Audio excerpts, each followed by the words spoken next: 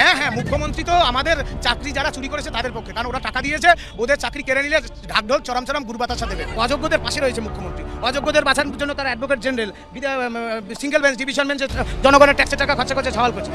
আমরা বারবারই বলছি আমরা কোনো অন্যায়ের সাথে জড়িত নাই।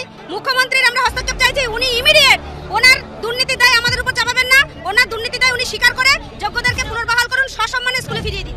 কি আমাদের দফা এক দাবি এক, যোগ্যরা বহাল থাক, আমরা যেন সসম্মানে বিদ্যালয়ে ফিরতে পারি। যিনি মাননীয় মুখ্যমন্ত্রী তিনি নিজেকে মনে করেন যে তিনি বারে বারে তিনি মনে করেন যে তিনি মানবিক মুখ্যমন্ত্রী। তো আমাদের দাবিটা তো মানবিক, তিনি প্রকৃততে সৎ হলে আমাদের সঙ্গে আসুন, আমাদের সঙ্গে আলোচনায় বসুন এবং যথার্থ তথ্য দিয়ে মহামান্য সুপ্রিম কোর্টের কাছে তিনি প্রকাশ করুন।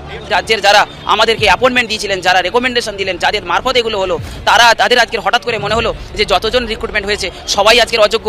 আপনি কিভাবে পারলেন যে যারা যোগ্য তাদের সাথে এরকম একটা জেলের যারা রেকমেন্ডেশন দিয়েছে, যারা বাতিল করেছে, যারা অনুমতি দিয়েছে, তারা যে বাতিল করে দিয়েছে এই মাস্টারের চাকরিগুলোকে, কয়েক হাজার বাতিল করে দিয়েছে।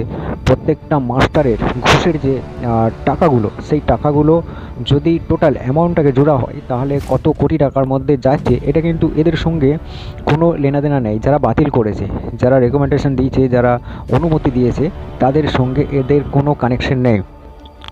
শুধু কানেকশন আছে কেবলমাত্র শিক্ষামন্ত্রী আর যিনি উপর চেয়ারে বসে আছে তাদের সঙ্গে কিন্তু এটা লিঙ্ক আছে।